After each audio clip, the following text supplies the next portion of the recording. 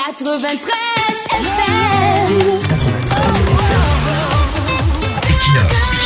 Radio.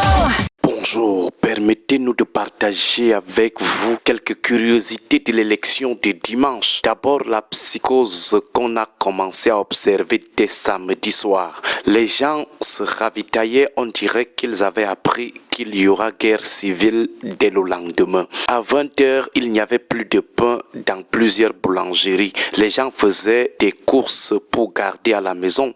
Ils faisaient des provisions.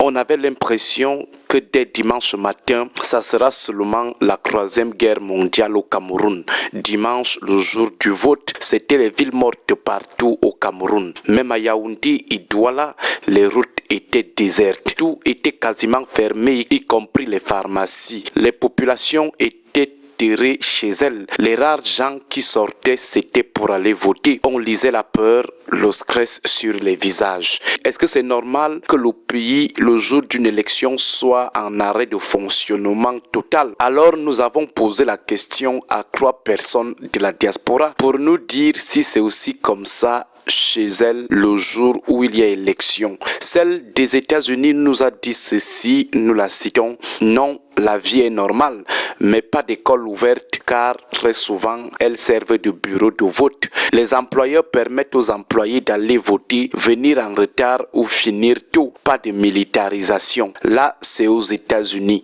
Celle du Canada nous a fait savoir que la vie suit son cours normal. Les gens vont calmement à leurs occupations. Celle de la France, même observation. Et nous parlons là de démocratie. Alors, dans la très haute démocratie camerounaise, d'où nous sort cette idée que le jour de l'élection, ce sont les villes mortes sur l'ensemble du territoire national. Tu fais plus de 500 mètres sans voir l'ombre de quelqu'un dans la capitale politique. Tout est fermé, même les pharmacies, les boulangeries, les alimentations. On ne peut plus chercher à manger, on ne peut plus acheter les remèdes parce que c'est le jour du vote. Nous avons tenté de trouver une loi qui dit que le jour où il y a élection, c'est seulement les villes mortes. Malheureusement, nous avons perdu notre temps pour rien. Peut-être des juristes de bonne volonté nous aideront à trouver les lois ou les articles des lois qui disent que le jour de l'élection, le pays s'arrête complètement. Même les services de base, des activités de base s'arrêtent.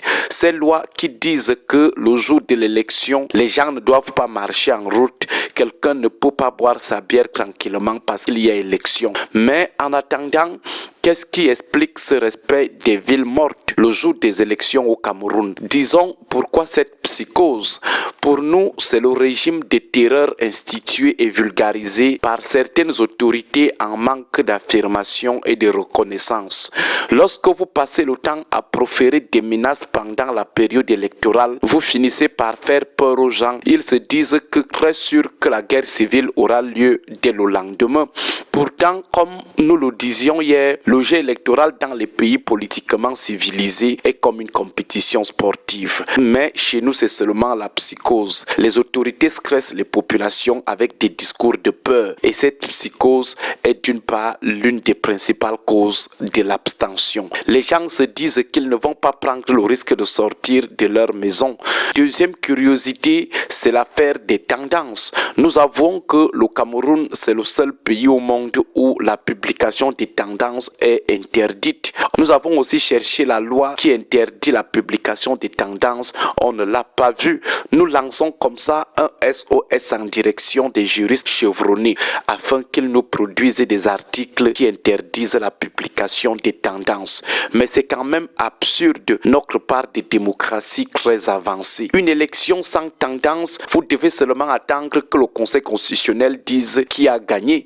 Entre-temps, le contentieux, c'est sur quelle base alors? Dit autrement, s'il n'y a pas de tendance, s'il n'y a pas de résultat provisoire, les perdants partent alors contester quoi au Conseil constitutionnel? Ou alors c'est sur la base des ragots, des soupçons ou des suspicions qu'ils partent contester. Nous avons envie de savoir ce que les candidats perdants partent souvent chercher au Conseil constitutionnel parce qu'ils ne n'ont aucun résultat, il leur est même interdit, selon une loi inconnue, de chercher ou de publier les tendances. En allant plus loin, on vous demande de ne pas publier les tendances, alors que l'article 113 du Code électoral vous dit qu'après le dépouillement dans les bureaux de vote, immédiatement les résultats sont rendus publics. Pour dire les choses simplement, comme à cette élection, il y avait 31 000 bureaux de vote, les résultats des 31 000 bureaux de vote sont rendus publics. Vous avez ça en main, mais on vous interdit de faire la somme de ces 31 000 résultats pour voir qui est devant l'autre dans les tendances.